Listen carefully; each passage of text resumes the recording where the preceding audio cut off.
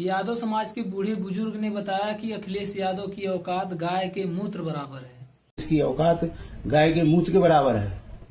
और आगे कहा कि तुम कोई असली छत्री नहीं हो, तुम सिर्फ नकली छत्री हो। यादव समाज अपने को क्षत्रिय मानता है और समझता भी है, क्योंकि ये लोग अपने से कमजोर वर्ग के लोगों पर अत्याचार करते हैं और उनको शादी समारोह नहीं करने देते।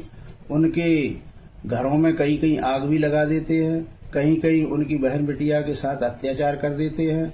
और ये अपने को हाई कास्ट से कम नहीं मानते, लेकिन इनको कितनी बार बताया गया कि जो धर्म के ठेकेदार हैं वो इनको वर्ण व्यवस्था के अनुसार आज भी शूद्र ही मानते हैं। और ये ब्राह्मण अपने को सबसे ऊंचा मानता, ब्रह्मा की मुखोत्पन्न संतान कहता है। क्षत्रिय ब्रह्मा की भुजाओं से पैदा हुआ और वैश्य उनकी कमर से पैदा हुआ, और शूद्र को ब्रह्मा ने लात की ठोकर मार के जमीन पर फेंक दिया। तो ये 85% को एक गाली है। और यादव आज भी कबूतर की तरह मशगूल है दाना चुगने में। वो आज भी नहीं समझता कि हम इस उसमें आ रही है कैटेगरी में, चौथी में शूद्र वर्ण में आ रही है।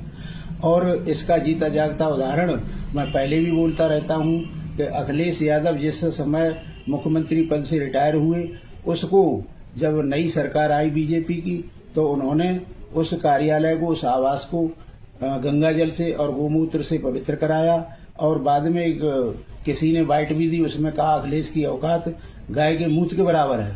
तो इनको समझना चाहिए। और मैंने कितनी बार कहा है कि आप लोग यादव की बात करते हो तो आप लोग जो नंद वंश के शासक थे घनानंद, उस वंश से आते हो और पुराने बुद्धिस्ट हो और भगवान बुद्ध की ओर लौटो, और इसी में तुम्हारी भलाई है। और इधर उधर भूल भुलैया में रहोगे तो ऐसे ही तुमको कोई छत्री नहीं मानेगा और तुम नकली छत्री बनते रहोगे और तुम्हारे साथ भी अन्याय अत्याचार होने लगेगा।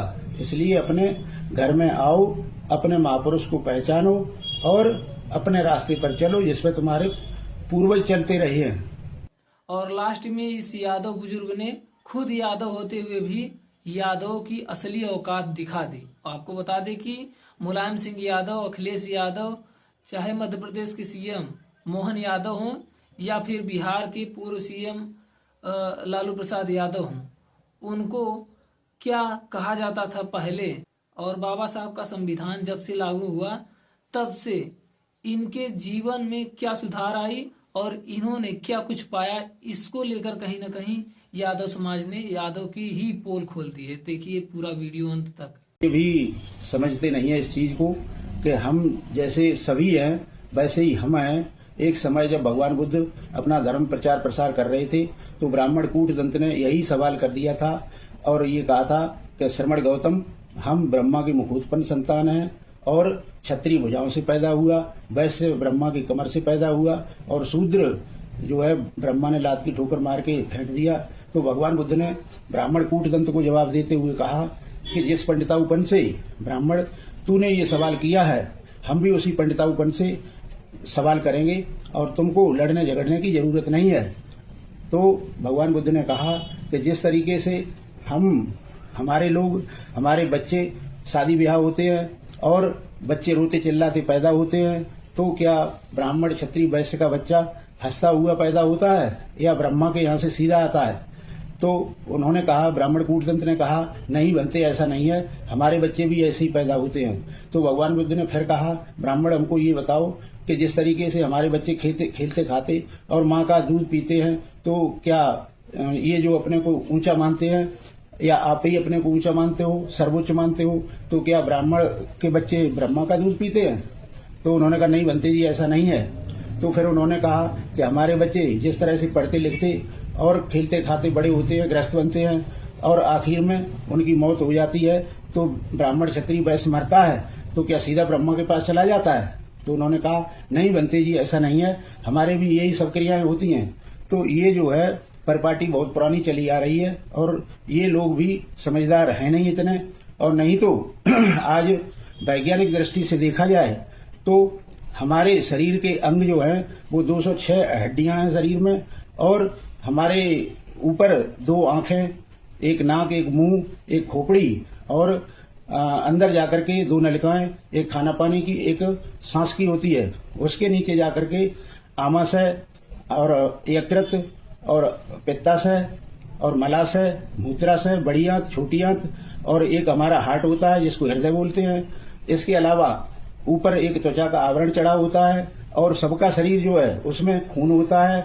उस खून में चाहे ब्राह्मण का खून हो, चाहे वाल्मीकि का खून हो, सबके खून में हीमोग्लोबिन प्रोटीन पाया जाता है जिससे खून का रंग लाल होता है। अगर व्यवस्था अलग होती तो किसी का नीला खून होता, किसी का पीला होता, किसी का हरा होता। तो ये व्यवस्था प्रकृति ने ऐसा नहीं किया। ये जो अपने को ऊंचा मानते हैं ये भी भूल भुलैया में है। मानव शरीर सबका एक जैसा है और इसको ह्यूमन बॉडी, वैज्ञानिक ह्यूमन बॉडी बोलते हैं, मानव शरीर। तो ह्यूमन एक मानव है और मानव की कोई जाति और वो नहीं होता।